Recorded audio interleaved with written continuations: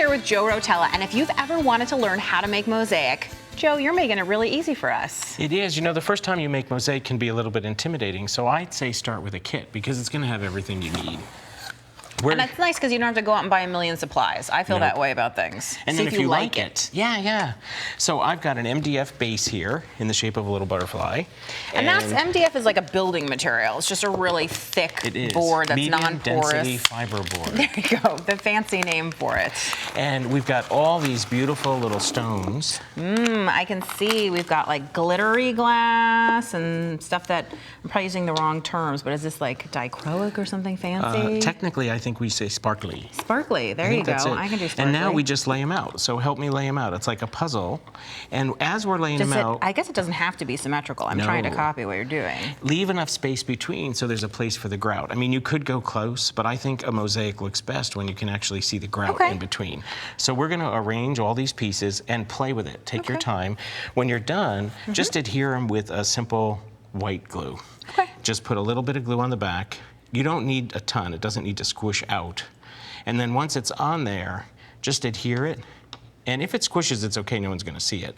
But then this whole thing has to dry about 15 minutes. I've got one here. I started, and you can see these things are absolutely... they're on there. They're not moving. They're definitely glued. And then if you don't have time, take a break. Leave it. It can sit forever, right? So we've got that piece done. Now I've got one totally done. And we're ready to work with grout. And that is why I'm wearing the gloves. And grout comes in different colors. This one's white. Anytime you're going to work with grout, you want to use your gloves. So let me give you that. Okay, so you said to me that this is a little bit like making royal icing or something like that, which is you don't want to use all the powder out of the bag. You want to put sort of most of it, but reserve some in case you need to change basically the density of the consistency. Is that right? So you're just going to add a little water. They say a teaspoon at a time. I do a little squirt. And what you're trying to do is get the consistency of like a thick fudge. It can't be crumbly because then you're not going to be able to work with it, but it can't be liquid. It's really tempting to add a lot of water, but I know from baking at least that you need to just relax for a minute and make sure that everything is really going okay. What do you think? Add some more water? Definitely. Let's throw some more water in there. That was more than a teaspoon, I'm not gonna lie. These squeeze bottles in my studio for all sorts of things. Oh my God, they're so great for paint, and I've also been known to upcycle all kinds of bottles that you get condiments in, ketchup, mustard, salad dressing, etc. Because as long as you clean them out well, you can use them for all kinds of things. And you can see we're still crumbly. I'd add more water. We're still crumbly, okay. And then for the water, if your water has a high mineral or salt content, use a bottle of distilled water. Oh, that makes sense too. What do you think? Oh, you're getting close, but see, it's still like kind of crumbly. More water. It would be a great crust, though, if you were making a pie. Let's make pie next time. But we don't want we want fudge. We don't want dough. We want fudge. A little, just a little bit more. Just a little bit more. And you know, if you add too much, we can always add some more in. What do you think? Getting there? Getting there? Oh, I think you're getting there. I feel like I'm playing in the sandbox. Maybe just... That's what this feels like to me. Just a little more, because it's not holding together. A skosh? There we go. A skosh is... How does that relate to a teaspoon? It's an official... It's like a pinch of something. So I think once you get all that incorporated... What do you think? Yeah. Good consistency? Yeah, because it's holding together, but it's not liquid. You can see it sticking to the sides. I feel like I've been a very good studio assistant today, so... Well, you get to help with this is the play part. This is dive in and push it into all those little cracks and crevices. So this is why we needed it to dry, because at this point, if it wasn't dry, it would basically move those pieces. The glue on the pieces. Yeah. And why you don't want this so liquidy that it just kind of runs off. Runs off the edges. Oh my gosh, yours looks so neat. Mine looks like a... Well, you're doing great because, see, I've got it real thick here, but once I'm sure I'm really in all the cracks, I'm going to kind of take a top layer off. See that?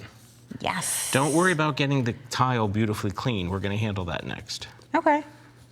So once we have all of this pushed in here, and obviously we didn't make quite enough to cover the entire butterfly. So just make a little more if we needed it. But now that's going to sit for about 15 minutes. And I have one that's in that step right now. So you can see that's just like what we had there. And I've got a bucket with a sponge, and all we do is wring it out, and we should be able to wipe and get down to nice, clean stones. So you let it set for 15 minutes. It's not completely dry, but it's mostly set so that that sponge isn't really like taking off Everything. everything. It's just cleaning off the tops of the tiles. Yep. And we're gonna just keep doing this till we have a nice, look at the sparkle. I can see that, and obviously the reason you have a bucket is because you need to rinse fairly frequently, because when the sponge gets dirty, then it's you're not doing anything. Now let this dry overnight, and then you can wipe and buff the tiles again. But you can see there's hardly any extra work to do. So wait a second, tomorrow. even after it's like hard dry, you can still go back with just a wet sponge, or do you need some other kind of tool? That's if it's like this, like a little dusty layer. Okay. That'll come off with wet. And you can see that when the grout dries, it really looks so cool. I love the dragonfly. Oh my gosh, I think the gecko, though, is my favorite. And when you're done, you want to hang it up, you could put a little hook on the back. This would be a great decoration for your patio or for your backyard or anything like that. I think it's really beautiful. And a great kids project, too. Yeah, great Adults kids project. and kids. Let the adults use the whole It's a kit. whole family. Or the kids use the kit, the adults play. That's perfect. Thanks, Joe. Thanks.